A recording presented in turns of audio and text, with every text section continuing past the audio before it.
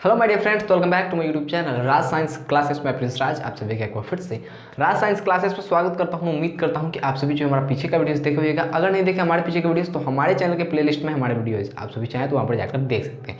और जैसा कि आप सभी जानते हैं कि बहुत ही इंपॉर्टेंट टॉपिक के साथ इस बार फिर से हम आ चुके हैं। जैसा कि हम लोगों ने आपसे पिछले वीडियो में वादा किया था क्या कि अगले वीडियो में हम लोग अपवर्तन पर चलेंगे, अपवर्तन के नियमों के बारे में पढ़ेंगे। तो आज हम लोग आ गए हैं प्रकाश के अपवर्तन तथा उसके नियमों के साथ। चलिए आज का वीडियो ज़्यादा लंबा न करते हुए चलते हैं सिर्फ और सिर्फ अपने वीडियोस की ओर। बोला क्या कि प्रकाश का अपवर्तन होता क्या है, तो होता क्या है प्रकाश का अपवर्तन। जो ये लाइट है उसका अपवर्तन क्या होता है भैया, कभी आपने सोचा हुआ है? एक रिफ्लेक्शन होता है, एक रिफ्रैक्शन होता है। तो ये रिफ्रैक्शन है, ठीक है, समझ बात। तो अपवर्तन क्या होता है? अपवर्तन, परावर्तन को तो समझे हम लोग कि किसी वस्तु से टकराता है और निकल जाता है, लेकिन अपवर्तन होता है कि अगर किसी वस्तु से टकराया तो उस दूसरे माध्यम में घुस जाएगा वो प्रकाश, लेकिन थोड़ा सा टेढ़ हो जाएगा। क्या हो जाएगा? जैसे जा रहा था उस प्रकार नहीं जा पाएगा। उसी प्रकार को हम समझाते हैं आपको। चलिए देख रहे क्या कि प्रकाश के एक माध्यम से दूसरे माध्यम बहुत सारी होती है, लेकिन सरल माध्यम और विरल माध्यम और सघन माध्यम हम लोग किसको कहते हैं बताते हैं। यदि किसी माध्यम की अपेक्षा किसी दूसरे माध्यम का, यदि किसी माध्यम की अपेक्षा दूसरे माध्यम में, मतलब मान लेते हैं पानी है और वायु है, तो इस दोनों माध्यम में प्रकाश का वेग सबसे अधिक किसमें होता है? तो इन दोनों में से सबसे में अधिक होता है किसका भैया? पानी में और वायु में। प्रकाश का जो वेग होता है क्या होता है? प्रकाश का जो वेग होता है वायु का अधिक होता है। क्या होता है, क्यों होता है? वायु में प्रकाश का वेग अधिक होता है, इसलिए होता है क्योंकि वायु में 3 × 10⁸ मीटर पर सेकेंड होता है, ठीक है, जो कि कहीं ना कहीं पानी में इतना स्पीड नहीं दे पाता है। समझ में बात है? तो जिस माध्यम में प्रकाश का जो वेग वो अधिक हो जाता है किसी दूसरे माध्यम की अपेक्षा, तो वो दूसरा माध्यम सघन माध्यम हो जाता है। लेकिन उस माध्यम की अपेक्षा जो पहला माध्यम है जिसमें प्रकाश का वेग अधिक है दूसरे माध्यम से, तो वो हो जाएगा विरल माध्यम। हम अभी आपको समझाने वाले हैं कि कैसे होता है। चलिए, तो प्रकाश के एक माध्यम से दूसरे माध्यम, मान लिए क्या कि मेरा ये प्रकाश है, प्रकाश नहीं, ये है हवा वाला माध्यम, और ये मान लिया हमने कांच वाला माध्यम। क्या है? कांच है। इसमें ये नीचे क्या है भैया? आपका लेड है, कांच है। समझ में बात है? तो चलिए, प्रकाश के एक माध्यम से, अब एक माध्यम ये प्रकाश है, अब इसका एक माध्यम से दूसरे माध्यम में क्या करते हैं भैया? प्रवेश करने पर, अब दूसरे माध्यम में प्रवेश कराते हैं। तो देखिए ये प्रकाश है, आप लोग को लग रहा होगा कि ये सीधा चला जाएगा, नहीं जाएगा। कैसे नहीं जाएगा? ये प्रकाश है, एक माध्यम से जैसे ही दूसरे माध्यम में घुसने की कोशिश ही करता रहेगा, घुसेगा ही, तो क्या हो जाएगा? दूसरे माध्यम में प्रवेश करने पर, यानी कि उसमें प्रवेश करेगा तो उनकी दिशा में होने वाली परिवर्तन, यानी कि इसकी एक दिशा में परिवर्तन होगी। क्या होगी? देख सकते हैं, ये हो गया आपका आपतन बिंदु जहां पर प्रकाश किरण आके पड़ी है, ठीक है। ये हो गया हमारा अभिलंब इन डैश लेके चलते हैं इसको, ठीक है। अब आप देखिएगा क्या कि यहाँ पे आपतित किरण है, आ रही है, लेकिन हवा से कांच के माध्यम में आ रही है, यानी कि इसका माध्यम चेंज हो रहा है। तो जैसे ही माध्यम चेंज होगा, ये क्या हो जाएगी? तुरंत थोड़ा सा इतना अपना एरिया चेंज कर लेंगी। क्या कर लेंगी? अपना से तुरंत एरिया इसका चेंज करेंगी, और यहाँ पे अपवर्तित होकर क्या आ जाएंगे भैया? इधर। आप लोगों को तो लग रहा है कि ये भी आपतित किरण है, तो ये आपतित किरण नहीं है भैया, ये आपतित किरण है आपका, ये आपतित है, लेकिन ये अपवर्तित है। क्या है? अपवर्तित। उसमें परावर्तित किरण था, इसमें अपवर्तित किरण है, क्योंकि उसमें परावर्तन के बाद जाने वाली प्रकाश की किरण थी, लेकिन इसमें किरणें क्या है? अपवर्तन होकर आई है, मतलब नीचे आई है, ठीक है। चलिए, तो यहाँ पे हम आपको समझाने की कोशिश करते हैं। ये हो जाएगा आपका आपतन कोण, और ये हो जाएगा आपका अपवर्तन कोण, जिसको हम लोग आर से सूचित करते हैं। किसे सूचित करते हैं? थोड़ा सा अच्छा बनाने की कोशिश करते हैं। चलिए, ये कुछ इस टाइप की है, ये कुछ इस टाइप की आएंगे, ठीक है, आर से बनाने की हम इसको। तो ये अपवर्तन कोण है। बिल्कुल अपवर्तन कोण जो है ना, वो परावर्तन कोण का, यहाँ पर जो अपवर्तन में जो चीज है ना, आपतन कोण, आपतित किरण तो वही रहेंगे, अभिलंब भी वही रहेंगे, ठीक है। बस चेंज होगा, तो उसमें परावर्तित किरण था, इसमें अपवर्तित किरण होगा, उसमें परावर्तन कोण था, तो इसमें अपवर्तन कोण होगा, ठीक है। चलिए देखते हैं क्या कि प्रकाश का एक माध्यम से, तो प्रकाश हवा का एक माध्यम है, हवा एक माध्यम है, उससे प्रकाश क्या कर रहा है? एक माध्यम से दूसरे माध्यम यानी कि कांच में प्रवेश कर रहा है, तो उनकी दिशा में जो होने वाली परिवर्तन, तो देख रहे होइएगा कि जैसे जा रहा था उस प्रकार नहीं जा रहा है, ऐसे जा रहा था, तुरंत इसे टर्न मार लिया है, ठीक है। तो ये अभिलंब की ओर मुड़ जाता है। कब? जब कोई प्रकाश की किरण हवा से नहीं, जब कोई प्रकाश की किरण विरल माध्यम से सघन माध्यम में प्रवेश करती है, यानी कि जिसमें प्रकाश का वेग अधिक होता है और प्रकाश का वेग कम होता है। तो प्रकाश के अधिक वेग वाले माध्यम में से अगर प्रकाश के कम वेग वाले माध्यम में प्रवेश करती है, तो वो क्या होती है? प्रकाश की जो किरणें होती हैं, आपतित जो किरणें होती है, वो कहीं ना कहीं अभिलंब की ओर मुड़ जाती है। देख सकते हैं, ये डाइवर्ट उस तरफ भी जा सकती थी, लेकिन नहीं गई है, इस तरफ आ गई है। किस तरफ आ गई है? इस तरफ। ये है हमारा अभिलंब है, अभिलंब की ओर मुड़ गई है। किधर मुड़ गई है?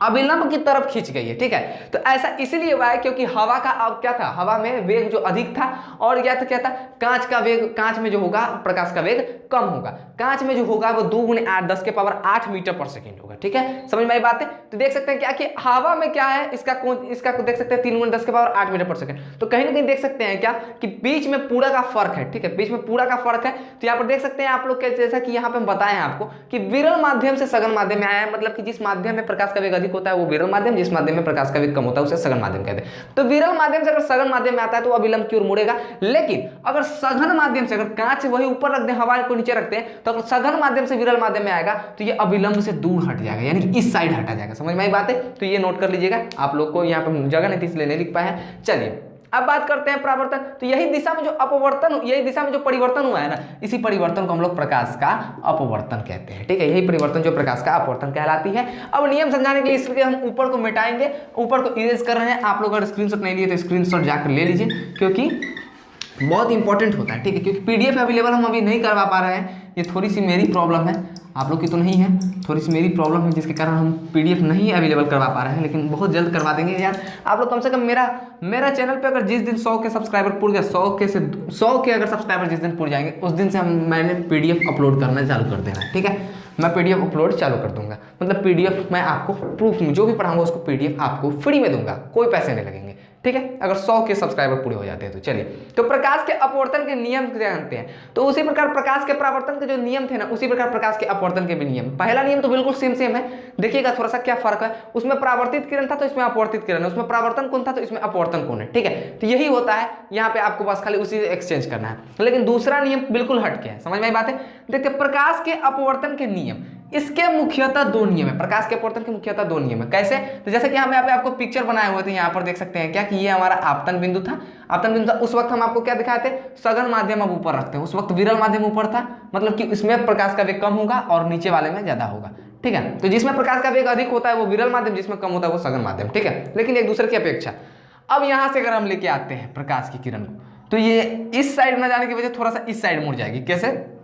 ऐसा इसलिए होगा क्योंकि यहाँ पे देखिए ये है आपका आपतन कोण और ये हो जाएगा आपका अपवर्तन कोण, जिसको हम लोग आर से सूचित करते हैं। अब ऐसा इसलिए हुआ क्योंकि ये जो सघन माध्यम से विरल माध्यम में तो इधर मुड़ गई है। देखिए एक बात बताइए, ये जो है आपका पहला नियम इसका बोलता है कि आपतित किरण, यानी कि जो ये किरण आपतित हुई है सो, और परावर्तित किरण, परावर्तित नहीं, अपवर्तित किरण, यानी कि अपवर्तन के बाद जो ये किरण है सो, तथा आपतन बिंदु पर डाला गया अभिलंब, यानी कि जो ये अभिलंब देख रहे हैं आप पूरा गोल गोल ऊपर से अभिलंब, ये सभी एक ही तल में है कि नहीं है। बोर्ड मेरा एक तल है, इस पर हम लिख पाए, मतलब कि ये एक ही तल में होता है। तो ये कंठस्थ हो गया आपका कि एक ही तल में होते हैं, बिल्कुल पहले जैसा नियम था। लेकिन दूसरा नियम बदल रहा है क्या?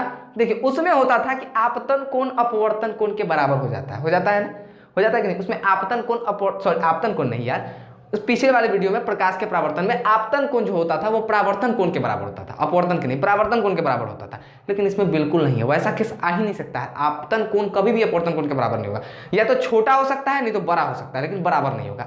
ऐसा इसीलिए, बराबर कहने का मतलब है कि यहाँ से अगर देख सकते हो तुम कि अगर ऐसे आएगा ना तो बिल्कुल इसी टाइप का आता चला जाए, जो कि कभी भी संभव नहीं है। अगर किसी सतह पर अगर सीधा आ जाते हो ना तब सीधा चलते जाओगे, लेकिन अगर आपको अपवर्तन कराना है, ठीक है, तो ये रहा मेरा वायु, ठीक है, ये मेरा वायु का माध्यम है, ये मेरा जल का माध्यम है, ठीक है, बताते हैं आपको, ये वायु का माध्यम है और ये जल का माध्यम है। अगर हमको इस पर डायरेक्ट आना है, नहीं मुड़ना है, तो सीधा एकदम 90 डिग्री का एंगल बनाकर अगर आइएगा ना तो आपतित किरण अपवर्तित किरण डायरेक्ट क्या हो जाएगा, नीचे की ओर बढ़ जाएगा, वो बढ़वे नहीं करेगा। समझ में आई बात है, अभिलंब की ओर से आना पड़ेगा, ठीक है, समझ में आई बात है, समझ में आएगी। यहाँ पे अपवर्तन, यहाँ पे आपतन कोण है और यहाँ पे अपवर्तन कोण है, ठीक है, जिसको आर से सूचित करते हैं हम लोग। दूसरा नियम देखते हैं क्या बोला कि प्रकाश के किसी विशेष रंग, प्रकाश में 7 रंगों का मिश्रण है, आप सभी जानते हैं, उसमें से किसी विशेष रंग के लिए एक विशेष रंग होता है, उसके रंग के लिए एक बहुत ही स्पेशल रंग, जिसके स्पेशल रंग होता है, वर्ण होता है, उसके लिए जो होता है वो आपतन कोण की जो जया होती है, जया कहने का मतलब होता है साइन, साइन कौन से पढ़े हुए मैथ में, जी बिल्कुल, आपतन कोण की जो जया होती है तथा अपवर्तन कोण की जो जया होती है, यानी कि इसकी जो जया होगी साइन और इसकी जो जया होगी आर, ये क्या हो जाएगी आपस में, इसका अगर अनुपात निकालिएगा तो ये एक नियतांक हो जाएगी। दरअसल ये आएगी क्या, साइन आई बट्टे sine r is a constant, नियतांक। म्यू नियतांक को म्यू से सूचित करते हैं। यहाँ पे देख सकते हैं कि जैसे कि जहाँ पे म्यू एक नियतांक है, इसे स्नेल का नियम भी कहा जाता है। इसको लिख सकते हैं आप लोग, इसे स्नेल का नियम भी कहा जाता है, स्नेल का नियम भी कहा जाता है, क्योंकि इसके नियम का जो मालूम करने वाले थे वो कहीं ना कहीं स्नेल साहब थे, एक वैज्ञानिक के नाम पर, उन्हीं के नाम पर इसका नाम रखा गया है, इसलिए स्नेल का नियम भी कहा जाता है, जो कि 1621 ईस्वी में इसका जो क्या हुआ था, इस नियम का प्रतिपादन हुआ था 1621 ईस्वी में। कॉन्ट्रास्ट नहीं है, लेकिन शायद 1621 ईस्वी में है, माइंड से होता रहा है, ठीक है। तो आप लोग थोड़ा सा देख लीजिएगा, लेकिन 1621 ईस्वी में ही इस नियम का क्या हुआ था भैया, पूरा का पूरा चर्चा हुआ था कि 1621 ईस्वी में आया हुआ था। स्नेल साहब ने बताया हुआ था कि किसी प्रकाश के किसी विशेष रंग के लिए अगर प्रकाश का अपवर्तन होता है तो प्रकाश के किसी विशेष रंग के लिए जो है अपवर्तन कोण की जया, आपतन कोण की जया और अपवर्तन कोण की जया का अनुपात एक नियतांक होगा। नियतांक का मतलब कांस्टेंट होगा, बदलेगा नहीं, ठीक है। कहीं पे भी किसी भी माध्यम में करवाइए बदलेगा नहीं, वो कांस्टेंट का कांस्टेंट ही रहेगा। समझ में आई बात है? तो ये हुआ आज का आपके अपवर्तन का वीडियो, अपवर्तन के नियम का वीडियो। आप सभी को समझ में आया होगा तो बहुत अच्छी बातें हैं। नहीं समझ में आया होगा ऐसी गारंटी तो हम लेंगे कि नहीं समझ में आया होगा तो क्या कहें भैया, इसकी गारंटी तो हम नहीं लेंगे, ठीक है। ये गारंटी जरूर ले सकते हैं कि समझ में आया होगा। जो बच्चे बोल सकते हैं कि हमको नहीं समझ में आया होगा, कमेंट करके बता दे कि भाई हमको नहीं समझ में आया, फिर हम बोलेंगे कि नहीं भाई आपको नहीं समझ में आया। पूरी की पूरी जो बात बताएं वो आपके माइंड में छप गई होगी, ये मेरी गारंटी है। इसलिए मैं प्रिंस राज विदा लेता हूँ, फिर मिलूंगा एक नए वीडियो में एक नए जोश के साथ। तब तक के लिए जय हिंद, जय भारत।